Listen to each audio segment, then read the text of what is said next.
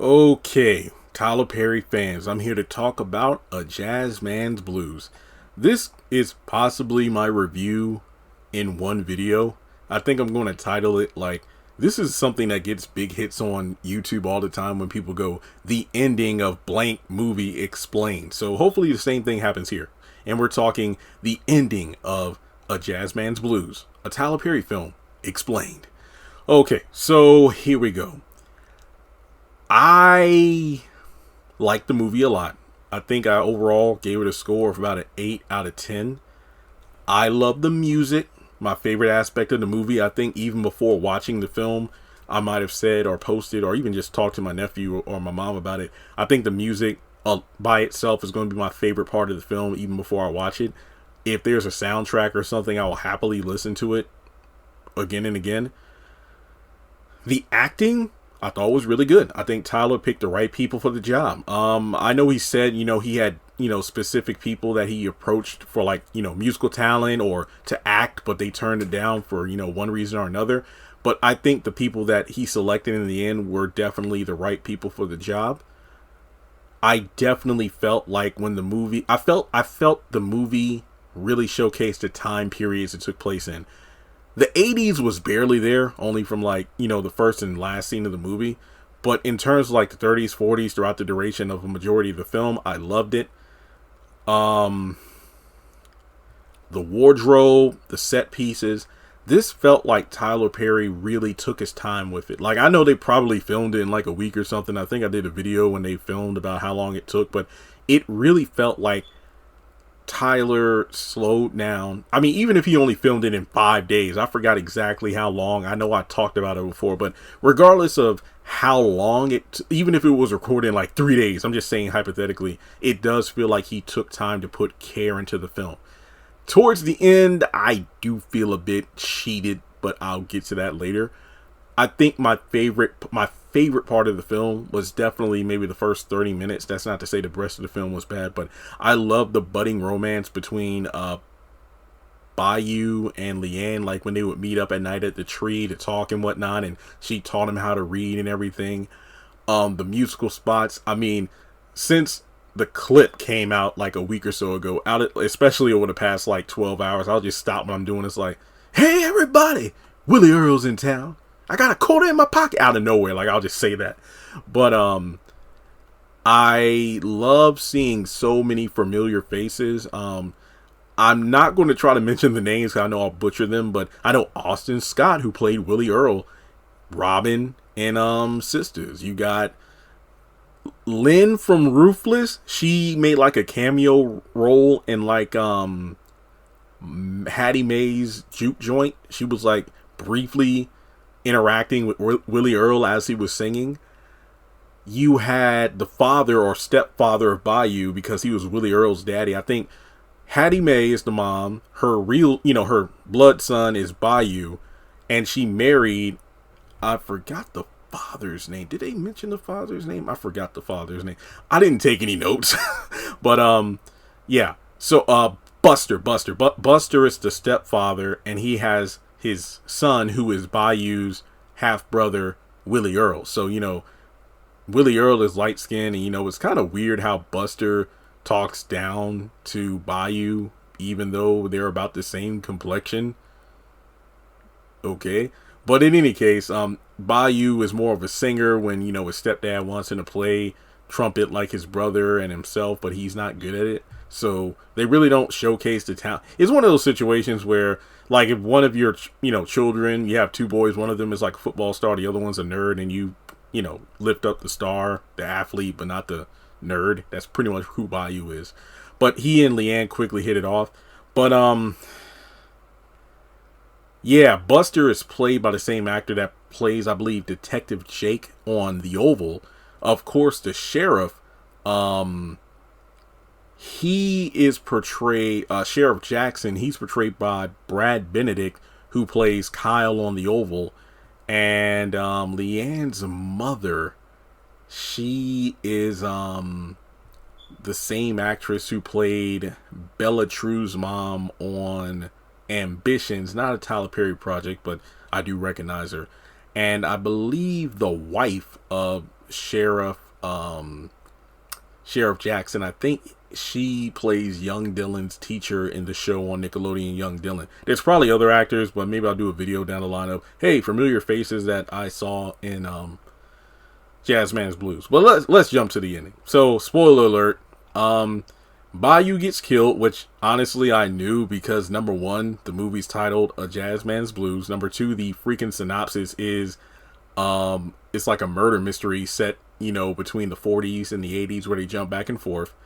And the question is, like, how did Bayou die? And he was hung from a tree. So, at the end of the film, we learned that Leanne's son is actually, no, we knew that during the film Leanne had a baby, and he, was passed off as the son of the sheriff's brother who is married to Leanne, but is actually Bayou's son because they actually had sex in her car one time. Right before he got ran out of town, for allegedly whistling at Leanne when he didn't. Her mom told the sheriff about it. And he is white as snow. Like, the beginning of the film, you have Hattie Mae, old woman at this point with a cane and everything. She makes her way to the, campaign office and barges in and hands him a stack of letters because it's about a murder case. And he's like, look, I can't take it. You got to go to the sheriff. But it's like, no, they're the ones that did it. They covered it up and whatnot. So I'm giving this to you to do something about it. And the candidate, starts to read because Leanne Harper, his mother, was the recipient or was said to be the recipient of the letters. But we know her mom would constantly send the letters back wherever, to Bayou's home address. And as the movie goes on, we learn about who Bayou was and how he met Leanne. And basically, as time went on, Leanne, living with her drunken, abusive grandfather who sexually abused her as well. But her mom eventually comes back and marries her off into a well-off white family because they're, light bright, damn near white. Bayou is heartbroken about this due to the fact that he had fallen in love with her and she had fallen in love with him. So he actually gets drafted into the army, but gets, taken out due to an injury during, I think, like an explosive practice during, drills. And at that time, his mother and a friend, I think, Sisti, they moved to Hopewell County and opened a juke joint. Before all this happened, the father, he, stepped out on the family to go to Chicago to try to make it in music. And eventually Willie Earl decided to join, go to Chicago as well. But, at the time, aside from the juke joint, Hattie Mae is also doing laundry. And during one of the errands, Bayou actually crossed paths with Leanne, who is going to marry John, who was the brother of Sheriff Jackson, who is running for mayor at the time. Eventually, Leanne gives like the paper airplane she used to throw in the window to Bayou to let him know that, hey, my grandpa's asleep, come out to the tree. And, Bayou would sneak out when Willie Earl was asleep. But this time, instead of a tree, they meet up in her car. And, he's like, look, hey, we can't be doing this because, you're about to be married and, that's the sheriff's brother and they're going to kill me and shit. But she doesn't care because, I love you. I want to get out of here. But look, let me save enough money, then we'll bounce. So eventually this happens where they meet up again and they have sex. And it turns out that the mom, Leanne's mom, had followed and saw what happened. So she told the sheriff that Bayou whistled at Leanne. And Willie Earl had actually come back into town because he had showed up with a guy named Ira, who I believe is Jewish. And he's like, a jazz booker, pretty much trying to, he's kind of like the agent, if you will. He's kind of like Willie Earl's agent that would hook him up with gigs here and there. Turned out during the time, in Chicago, somehow, the father, Buster, he died. But, and Willie Earl also started to do drugs. But eventually, when it's discovered that when Sisti finds out about the whole whistling thing, that was a lie.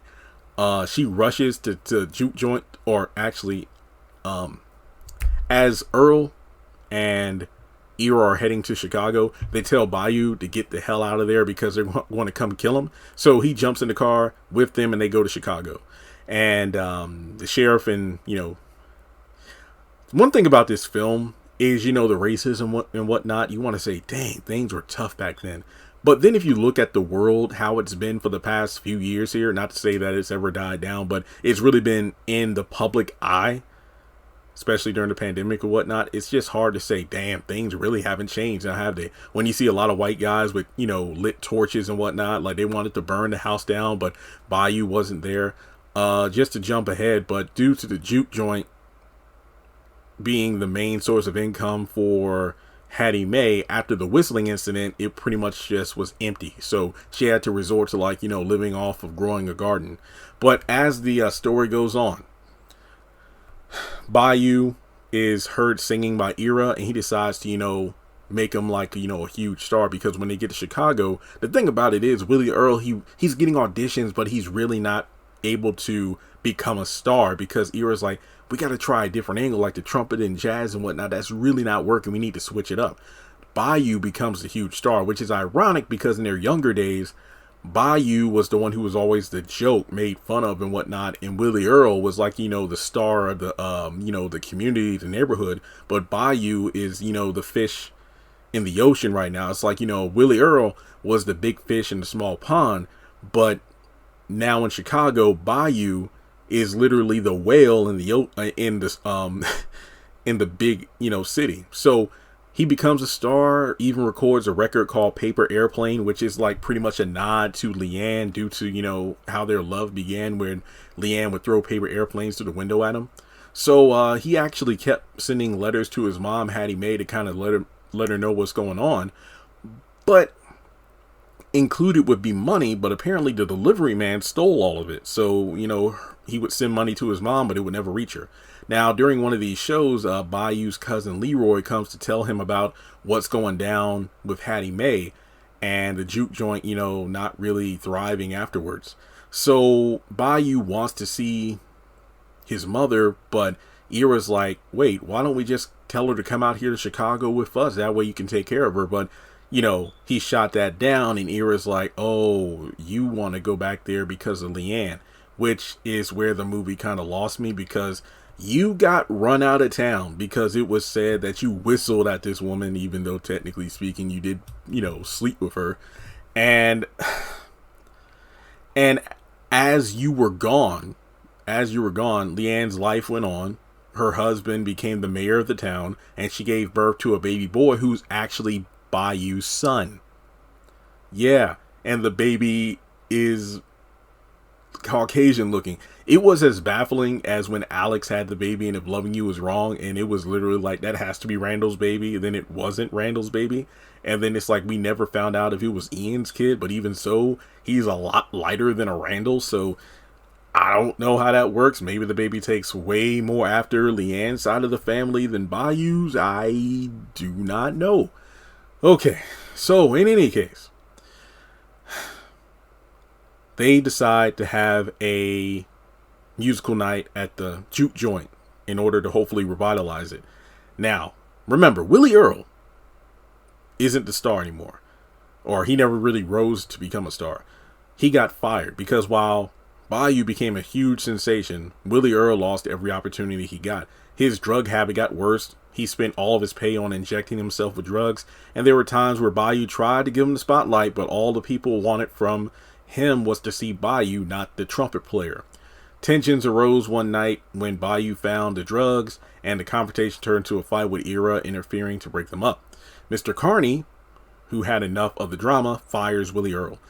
Bayou made it clear that the drugs were the reason he got fired, but his brother blames Bayou for stealing the spotlight.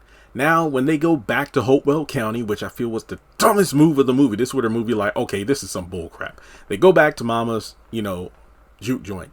The band's getting set up and whatnot, and Bayou plans to run away to see Leanne and their baby. And Bayou opens the show, starts singing with his mom, and Willie Earl's on the sidelines and whatnot. He's like, okay, I know how to get you, Negro. He goes to meet with Sheriff Jackson and told him, like, yo, the guy that whistled at your brother's wife, he's back. So when Willie Earl went up on stage to perform, Bayou went out to a bus where he's supposed to meet up with Leanne. And Ira was like, yo, Bayou, I know where you're going, but don't you think you need to bring some bodyguards with you? Nah, I got this, bro. The couple, they're reunited. It's like, oh, hey. And then the sheriff, Leanne's husband, and a group of white men captured Bayou. Gunshots were heard in the distance, and everyone from the juke joint like, yo, what's going on? So they run out, and then they find him dead hanging from a tree. And the question is Willie Earl behind the death?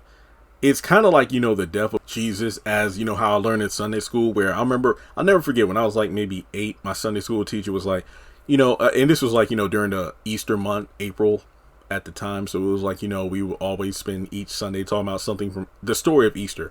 And the teacher, she was like, so who do you think is to blame for Jesus' death? Some people said Pilate. Some people said Judas. Some people said like the priest in the temple, but she really like blew my mind. Hence why I remember it like over 20 years later. The fact that it was kind of like a domino effect. Like there were multiple pieces of blame. There were multiple people to point the finger at because every single one of them had a role to play. Even Peter denying Jesus 3 times.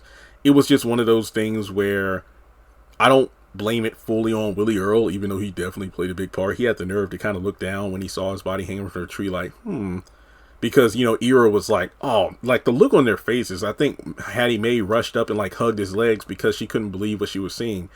And, Willie Earl definitely was the biggest tip off because he's the one that snitched. But at the same time, it's like if Bayou didn't go to the bus, like, that probably would have prevented it.